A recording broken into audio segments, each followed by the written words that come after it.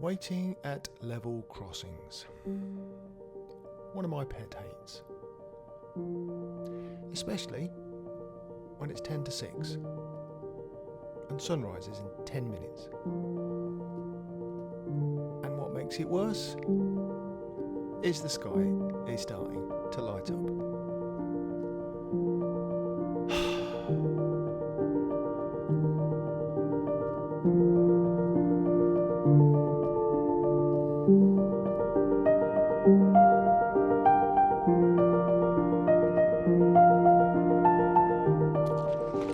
Well, after the excitement of sunrise, waiting half an hour, exaggeration, at the level crossing, I headed up out of the fen to try and get a shot across the misty fields. There was a little bit of mist, got a sunrise shot, and I've now come back to this main parking area here, which is near the Holme Fen posts, which is probably one of the most famous parts about Holme Fen is these posts, which I've talked about in a previous vlog, which depict ground level back in the 19th century. It's nice parking here. You've got parking here for probably 8 to 10 vehicles in this stretch here. This is the, I guess, the busiest part. And all the way along down this road here, you've got other parking bays. So this particular stretch is probably where you want to be coming to find the best place to park. The road has been resurfaced recently, so it's a lot better than it used to be. So right, the plan is I'm going to just nip quickly into Burnham, which is here. We got a little bit of mist first thing. There might be a little bit of mist hanging around on top of the lake. I'm not sure. I'm going to have a quick look at that, and then I'll take you into Holme Lode Covert, and we'll have a walk around there.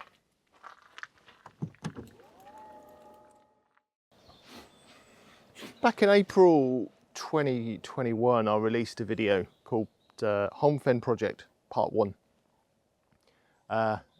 Hopefully this will be Part 2. And I'm sorry that it's taken so long for me to put a Part 2 together, but there's a couple of reasons for that.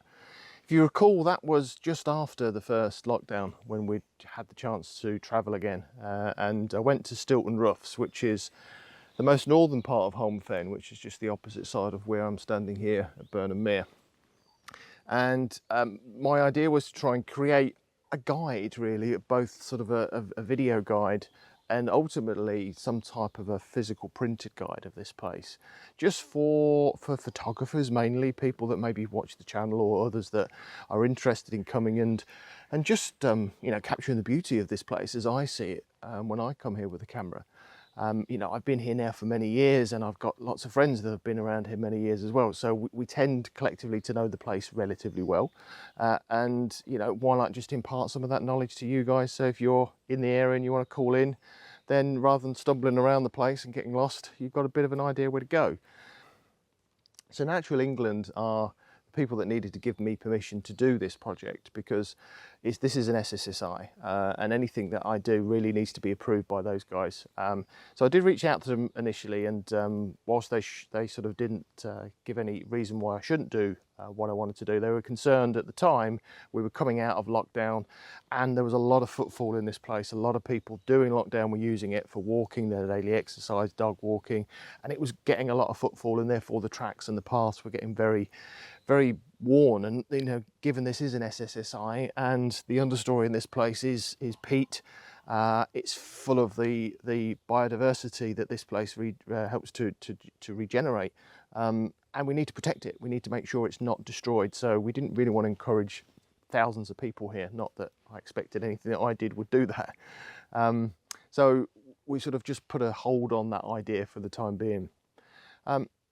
I have dropped him a line again, and I'm hoping to catch up with the reserve manager to see whether we can continue to do this. But I thought, for the purposes of just this channel and trying to sort of bring to life a little bit more around Holme Fen, I'll continue the project and see where it ends up. So today I'm going to concentrate on two areas really. I'm going to briefly show you Burnham, which is behind me, and then most of the time will be in Holme Lode Covert, which is one of my favourite areas of Holme Fen. So yeah, let's get into it. I've had the sunrise. It's now probably about 7 o'clock in the morning. It's a bit overcast, feels quite damp. It feels perfect conditions. So let's go and see what we can get.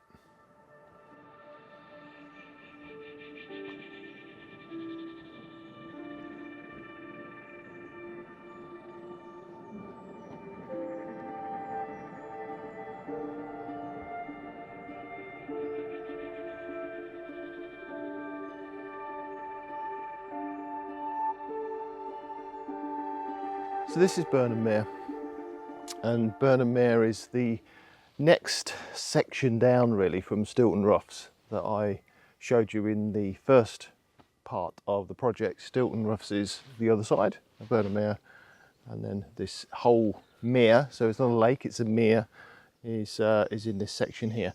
There's no mist this morning, so I probably won't take a shot, and the light that we had first thing has now disappeared.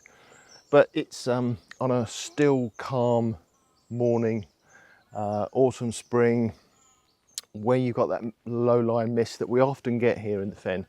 There's some really lovely compositions across here. You'll recall I've put a video out early part of this year in the spring where I got some gorgeous soft morning light across this mere, and you had the mist hanging over the top, and so I was really happy with a couple of those images. And that was just taken just over the other side here. So I'll mark this on the map so you see roughly whereabouts this little outcrop is, that you can get a position to shoot into the lake. The position I was at on that previous video was literally just the other side of this island here. And again, I'll mark that roughly on the map so you know where to go. But yeah, lovely little place to come and shoot some compositions first thing in the morning. Full of wildfowl, full of geese and swans and ducks, and don't be surprised if you do get here first thing and as you walk up next to it you will spook those ducks and the geese that are alongside the edge, and they will fly out, as some just did then. So just be prepared to wake a few early morning fowl up. Yeah, this is Burnham Mere. Definitely recommend coming here first thing if you got a bit of mist. It's a beautiful place.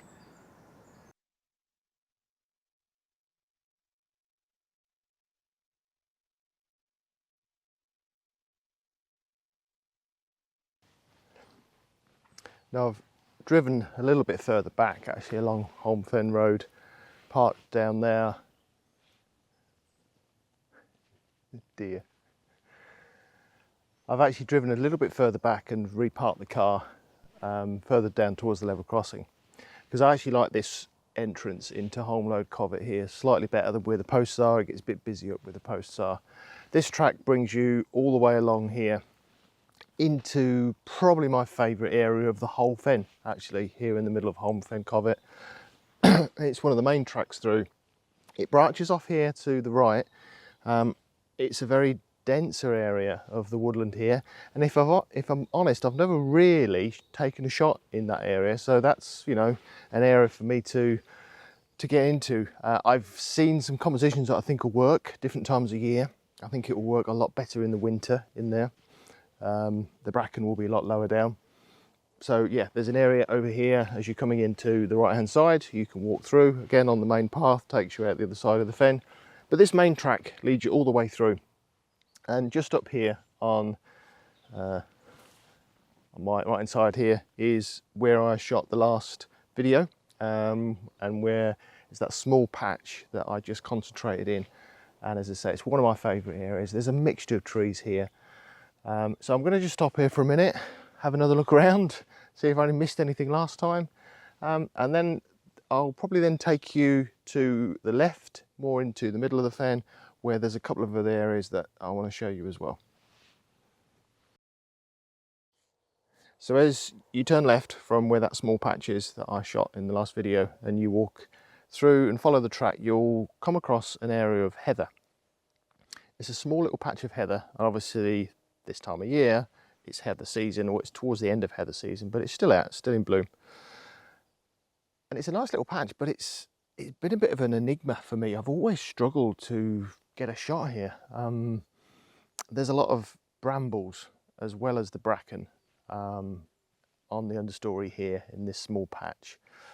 And it's very messy. You've got lots of fallen branches, and I don't know, it's really hard to find a clean composition.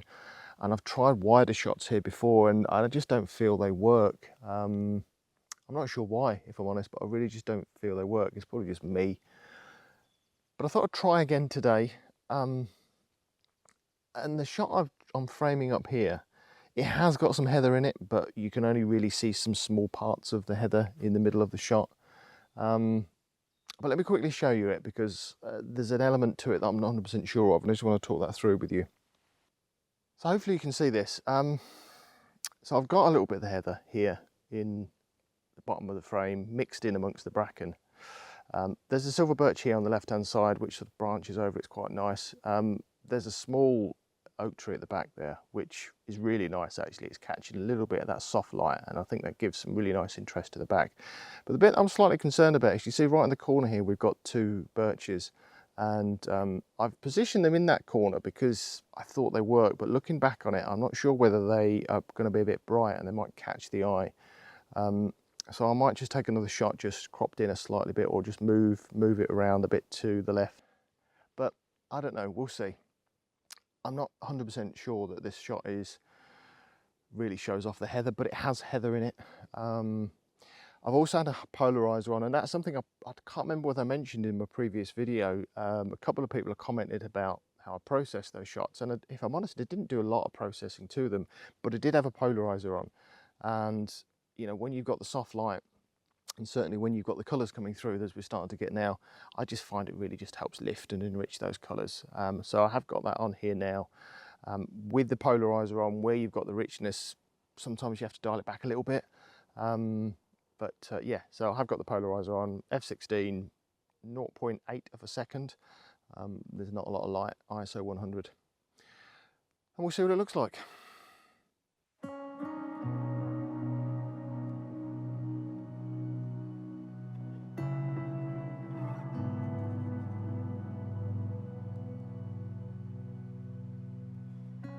So if you keep walking further on from where you pass the heather, you'll come out to an open area where to the right hand side you'll find a lot of really small, thin, spindly birches. Work really well in black and white shots around there, and I've taken a couple in that area as well. There's a big stack of cut birches there that's been there for years. So you keep walking through there, and eventually you come into this little open area here, which again I quite like. I like these open areas because obviously you're going to get more light into these areas. Once you're in the middle of the woodland, you've got it's very more enclosed, and unless you've got the mist and the fog, the light doesn't tend to penetrate through there too well. So in little open areas like this, where you've got some light coming through, you try and make the most of these. And yeah, again, I've shot this little place here a few times. The beast is just over there to the left hand side. Bit of an ugly character, but you know, he's a character nonetheless. But I've got a little shot here that I've lined up. I think it's a hawthorn bush actually on the right hand side here, and again I just love the way that the light hits the leaves of this bush.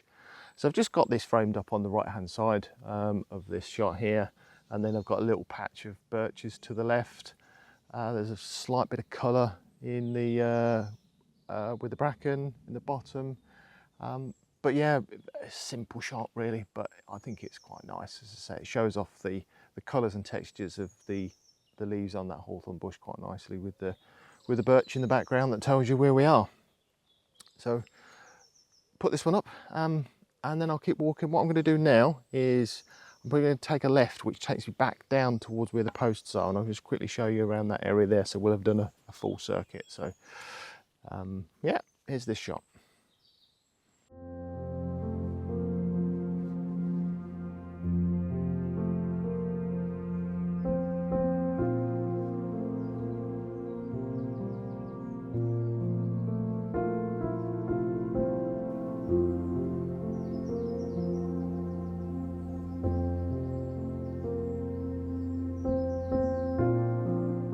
So we're back round now to where you'd come out if you walk up from the posts where I originally parked the car first thing, and you walk straight across the bridge and through the woodland. It will bring you out to this section here, and there's a bit of a crossroads here where you turn left to go back to the way I've just walked round, or right, which will take you back to the path that I walked up to go to that little small patch.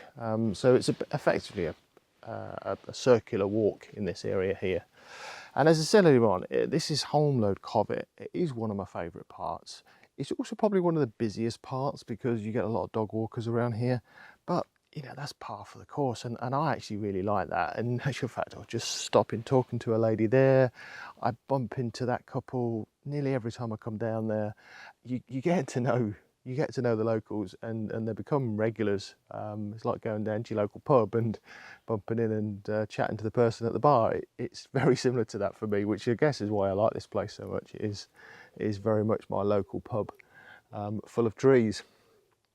So yeah, I think that what I'm going to do now is I'm going to carry on. I'm probably going to end the video now, but I'm going to be here shooting for a good couple of hours, so I'm hopeful to get hopefully 1 or 2 other shots, and then I'll put those on at the end of the video.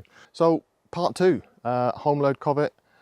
The next part will be down into Middle Covert, and then Jackson Covert is the last one. So yeah, I hope this is of some use. As I say, I think it's a place that if you're passing the east of England and you fancy a bit of woodland photography, and you're lucky enough to hit the right conditions, you know, it is an absolute playground.